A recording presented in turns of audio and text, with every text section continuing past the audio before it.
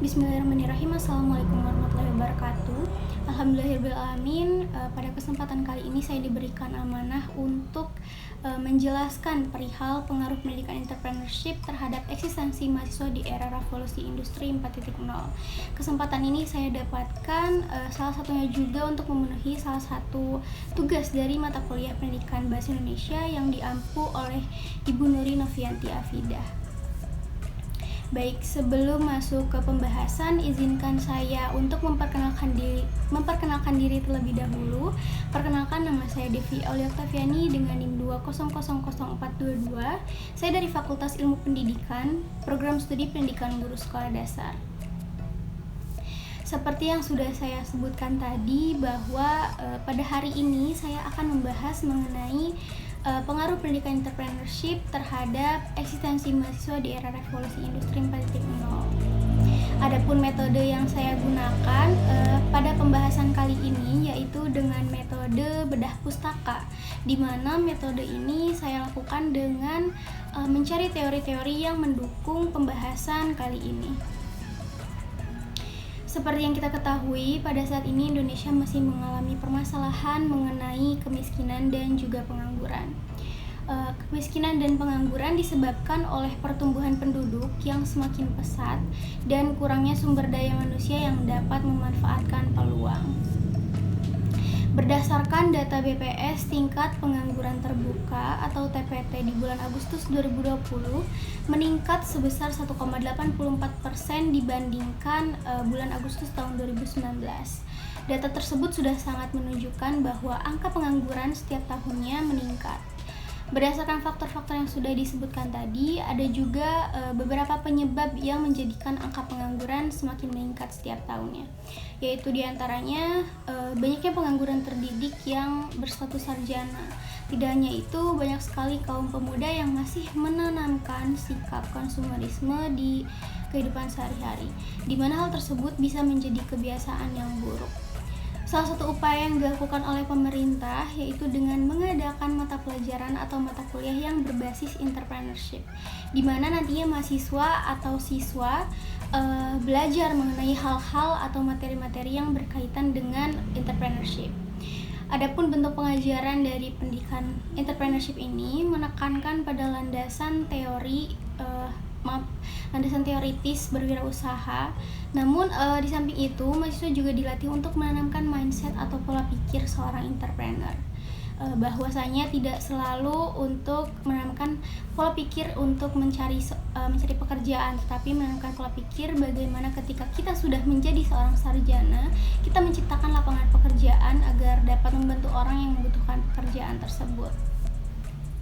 Pendidikan entrepreneurship berkaitan dengan peraturan pemerintah nomor 17 tahun 2010, yaitu pendidikan tinggi bertujuan untuk membentuk insan yang beriman dan bertakwa kepada Tuhan Yang Maha Esa, berakhlak mulia dan berkepribadian luhur, sehat, berilmu dan cakap, kritis, kreatif, inovatif, mandiri, percaya diri dan berjiwa wirausaha, serta toleran, peka sosial dan lingkungan, demokratis dan bertanggung jawab, dan menghasilkan produk-produk ilmu pengetahuan teknologi, seni, atau olahraga yang memberikan kemaslahatan bagi masyarakat, bangsa, negara, umat manusia, dan juga lingkungan. Dengan begitu, pendidikan entrepreneurship menjadi salah satu modal utama bagi perguruan tinggi untuk menciptakan berbagai macam profesi, yaitu salah satunya seorang entrepreneur.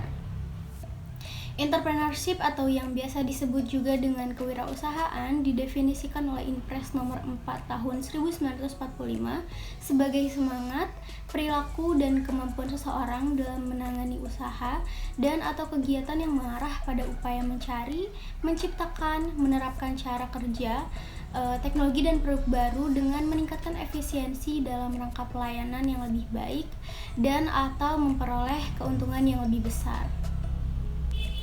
Dalam pengajaran pendidikan entrepreneurship, banyak sekali metode-metode yang dapat dilakukan oleh pengajar atau dosen. Di sini saya akan menyebutkan 4 metode saja. Yang pertama yaitu metode case study. Nah, case study ini biasanya mempelajari kasus-kasus seputar bisnis. Kasus yang dipelajari tersebut bersifat relatif dan tidak hanya menutup satu kemungkinan saja. Ada salah satu contoh di sini tentang Google Corp yang meninggalkan Cina karena tingginya tingkat pembajakan dan jumlah hacker yang tinggi serta mengancam atau dapat mengancam bisnis dari Google Corp tersebut. Maka ditinggalkanlah negara Cina yang pertumbuhan ekonominya sangat fenomenal. Case tadi yang dipelajari ini sebaiknya bersifat terapan dan akan lebih baik apabila mahasiswa itu mempelajari bidang bisnis yang akan digeluti, sehingga nantinya mahasiswa dapat mengetahui dunia bisnis baik secara nyata maupun faktual. Metode yang kedua yaitu membuat bisnis plan. Metode bisnis plan ini biasanya bertolak belakang karena didasari oleh perbedaan antara kenyataan dengan teori. Secara kerangka teoritis, sebuah usaha yang akan dibuat akan selalu terukur di atas kertas dan kenyataannya adalah beberapa fenomena ekonomi yang terjadi ini akan berimplikasi tinggi terhadap perhitungan matematis bisnis plan yang dibuat. Ada beberapa aspek untuk memenuhi sebuah bisnis plan yang dapat terbilang baik, yaitu inovasi, proyeksi keuangan, konsep, model pemasaran, analisis pasar, karyawan, perizinan, dan lain sebagainya. Ketiga yaitu bisnis startup. Nah, bisnis startup ini biasanya dilakukan untuk melatih mahasiswa agar dapat berlatih secara nyata untuk bisa menjadi seorang pembisnis. Mahasiswa biasanya dilatih oleh pengajar atau dosen dan pengajaran tersebut dikenal juga dengan istilah coaching. Keempat yaitu visit study. Nah, visit study ini memberikan pemahaman kepada mahasiswa bahwasanya untuk membangun sebuah bisnis atau perusahaan besar, kita tidak bisa hanya memerlukan satu malam saja, tetapi perlu melewati beberapa proses-proses yang sangat panjang sehingga dapat terbangun perusahaan yang besar tersebut.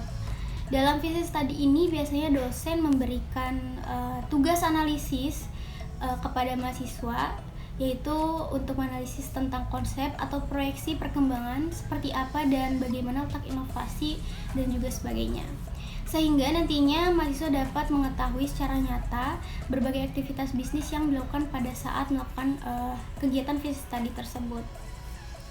Dari metode-metode yang sudah saya sebutkan, kita dapat beralih kepada industri 4.0. Industri 4.0 adalah industri yang menggabungkan teknologi otomatisasi dengan teknologi cyber.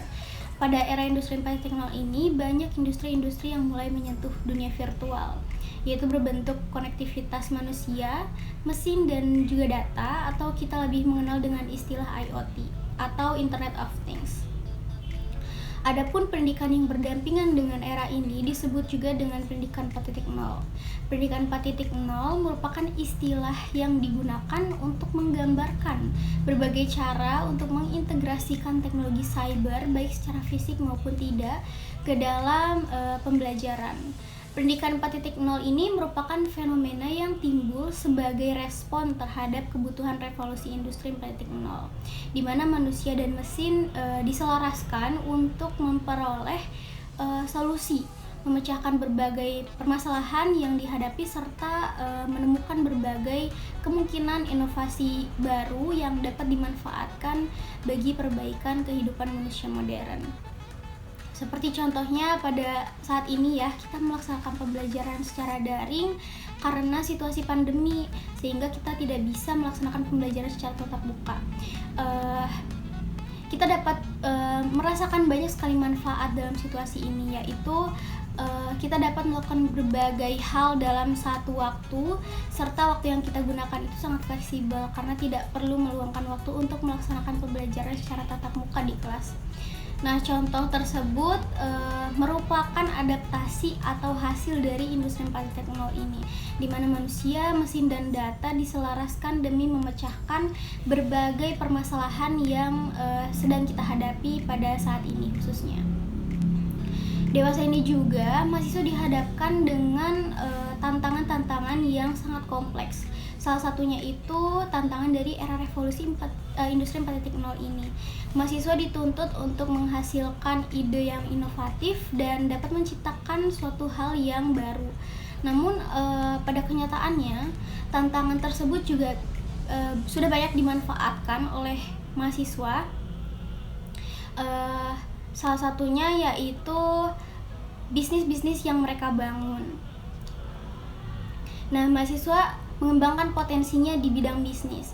Mengapa kita sebut bahwa hal tersebut menjadi sebuah peluang?